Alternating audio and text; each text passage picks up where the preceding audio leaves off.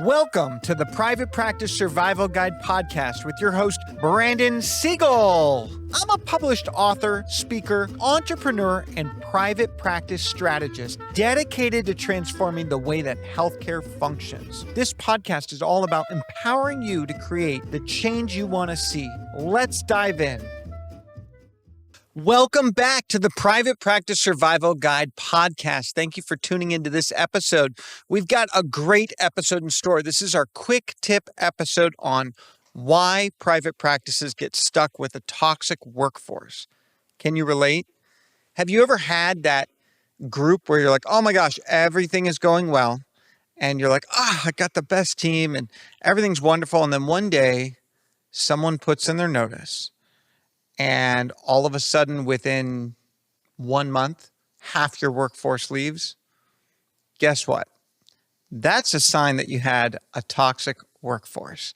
And I think that we're seeing this more and more in today's environment. And I believe there's both the private practice has a responsibility, as well as the employee. You have to have employees that want to contribute or want to, we'll just say, not be toxic. And I think that's part of it. I think that as life has gotten more stressful, a lot of people have found it easier to take blame with their environment, their choices, their employer, etc. And so I think at the end of the day, toxicity is about the human condition not being in a place where they feel successful. And sometimes they want to take it out on the company, whether they know it or not. So I like to use this analogy. And I kind of feel that what happens in most private practices when we're getting stuck with a toxic workforce is a combination of external factors and internal factors. So on an external level, you're bringing in people, and a lot of the time, you hear what they want you to hear. Hey, Brandon, I just want a company where I can show up and feel good about my work. I've never felt valued before. My employer doesn't care for me. And I see how your reputation is that you care for employees and all this stuff. I'm going to pause for a moment in that story. And I want you to catch something. When you're interviewing someone, how they talk about their past employer often can be how they talk about you one day. We're born into this reality where we are a victim. And I think we have to recognize that at no fault of someone to themselves, because a lot of the times they don't know better, but a lot of the time people do see it as like a victim. Like, hey, I thought you would care about me. The productivity's off the wall. No one else is doing what you're doing, all those different things. So I want you to listen when you interview employees. And one of the questions that I want you to ask is, what do you feel is the one driving force that could have kept you in that role? Finding out what would need to happen for them to stay and be in a place of positivity in that workforce is very telling. If I just say, hey, why did you leave? Like that might be, I wanted new growth. I wanted new opportunities. We got to get to the deeper level. But how someone talks about their past employer is often a reflection of potential toxicity. So when I meet and interview a therapist, and let's just say the therapist is like, this company only cares about money. They don't care about their patients. They treat us like we're cattle and all these things. Now, I want to be clear. We can have two things can be true. So all of that can be true, but also the employee could be a toxic employee. So my question is, when someone talks about their past employer in a toxic way, I worry that that will be a reflection in the future, because what happens is this. What I want to know when someone says, they treated us like cattle, they only cared about money. My first question to them, okay, so what attracted you to that role? What did you not ask that you wish you would have asked them? Because honestly, no one wants someone to feel upset with them. No one wants to create a bad work environment. So clearly that was not the right fit. What could you have done differently to either ensure that was a right fit or not? And how are you going to make sure that you don't feel we are the same way? And so I bring that up because a lot of the time when I interview employees, it's through conversation or potential employees. Everything starts with recruitment. And that's why I say a unicorn is worth $10,000. I want you to scare the crap out of every candidate, because if they still love you, they're going to stay with you. And I say it this way. Let's say you're on a first date with a guy, okay? And you go and you start talking and you're like, all of a sudden, you're at the restaurant and you just drop all of your baggage out in front of him. And from that, he says, you know what? Thank you. I authentically want to continue to get to know you because you're showing me yourself. You're not showing up as a representative. And that's what I'm trying to get to with employees. When they show up, they want to show us their best self. I need to find their baggage, because their baggage is often the compartment that will create toxic fuel in the future. So I use this analogy as I originally started.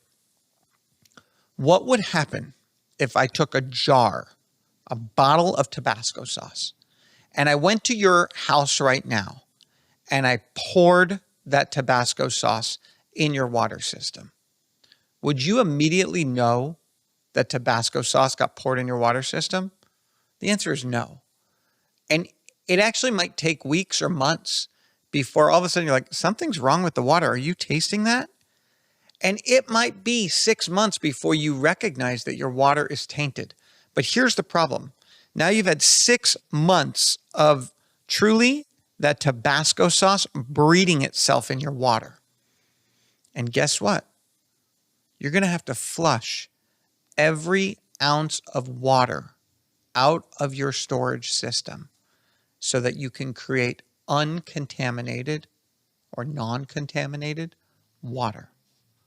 So private practice owners are getting stuck with a toxic workforce because they're missing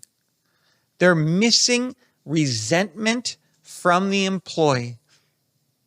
There are unmet needs, wants, desires, ambitions that they feel they are deserving and they are not getting communicated or met due to whatever. This job's harder than I thought. This job is more money or not enough money or this or that, or the people are mean here, or it smells, or I don't feel safe, or I hate my job, or all this stuff. And what happens is your employment feels like imprisonment to them. And every day that goes by that they feel imprisoned, they get more and more toxic. So it is so critical that, one, you interview candidates and you find out their baggage. You find out what went wrong. You find out what would drive them to be unhappy. You would find out how they would resent you. You would find out if they are ones that are looking for a tribe to attack, because we are a tribe mentality, whether you know it or not. We want to bring people together. Do you remember cliques? Do you remember? Did anything good happen with cliques? No. I remember that I've always been the worst self when I've been surrounded by the wrong people. And there's always one person that attracts those people. And all of a sudden, they feel part of something. And together, they form this clique of, we are an oppressed group that needs to come after the practice owner. And my viewpoint is, first and foremost, if we are transparent and we share our baggage, that is a magnet that will either attract or repel. And that will bring about the right people. We need to make sure that we are figuring out the Tabasco sauce way, way, way in advance. And I want you to know, the minute you see 2 or 3 therapists or employees or clinicians or doctors start to get a little sour, you need to flush that water system. You need to flush it. And flushing it is you got to cut it out, get it out, and you need to really measure the pH in your water for anyone left over. Now, the hardest thing is this. How do we spot toxicity? Because employees only want to show us their best self. They're not going to show you the way that they talk to other people. The key is that you're building veins in your organization where the blood that flows through your system, you have a central nervous system set up that is alerting, hey, this person's not happy. And that's not a manager. That's just an ecosystem of people. So part of that is, how do you value people? What's going right? What's going wrong, et cetera. And today, one of the things I recognized, I have a new employee. She's been with my company for literally just 30 days. And what I love today is that she emailed her manager and she copied me on it because she clearly wanted me to see. And she said, hey, I just wanted to make sure that I am meeting all of your expectations. Can you give me constructive feedback, because I know that I'm 30 days into this job and I desire to do a good job. And so that idea, and one of the things that I'm finding in our industry is that we're getting a lot of people that don't have solid work experience, and together they're cultivating what they think the reality of work should look like. And as the reality of what they think it should look like is not like that, that's where that toxicity is breeding. And so it's so crucial that you get people who truly want to create a positive work environment. And not that they just say it, that they identify, that they feel invested in making sure that if there's ever an expectation that is unmet, they bring it to you immediately. If there's ever a recommendation, that it gets handled. If there's ever something that does not feel as it should, that there's a why and that there's understanding. But character is where it starts. So when I hire, I don't hire for skill set. I hire for mindset. I hire for character. I hire for professionalism. I hire for maturity. The rest can be taught. The rest can be trained. The rest can be upskilled. But sometimes that mindset, that dementor from like the Harry Potter, that is what creates that toxic workforce. All of a sudden, that employee goes home because you wrote them and said your report's not on time. And they took that as you don't value what they do. And now in their head, they're like, this company doesn't care about me, all this stuff. And they start to believe it. And it fuels and it stems. And all of a sudden that dementor takes over. And then they see someone else get that email like, I got that same thing. See, they don't care about us. They just care about money. They just care about getting paid. They're sitting pretty. They're making all the money off of our hard work. And it all came from a communication that probably got taken out of context, insecurity that came up, and needs, wants, desires not fully being achieved in a sustainable way. So let's make sure we don't allow Tabasco sauce in your water system. Did you know that 47% of private practice owners admit to delaying action against toxic employees, fearing legal repercussions or disruption? That was from the Harvard Business Review. One toxic team member can turn a thriving practice into a revolving door of burnout and turnover. Anonymous.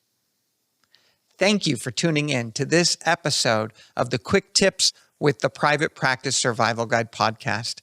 If you enjoyed this, please like us, subscribe, stream us on YouTube, listen to us wherever podcasts are streamed, and don't forget, together we can thrive, not just survive. Thank you for tuning in to the Private Practice Survival Guide podcast. I'm incredibly grateful to each and every one of you.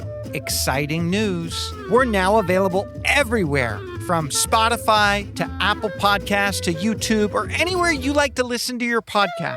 So watch, listen, and reach out. If you love this episode, please drop a 5-star review. It truly means the world to me. Are you looking for more ways to elevate your practice? If so, now is your chance. Reach out, go to my website, or email me at brandon@wellnessworksmp.com. And remember, it's not just about surviving, it's about thriving.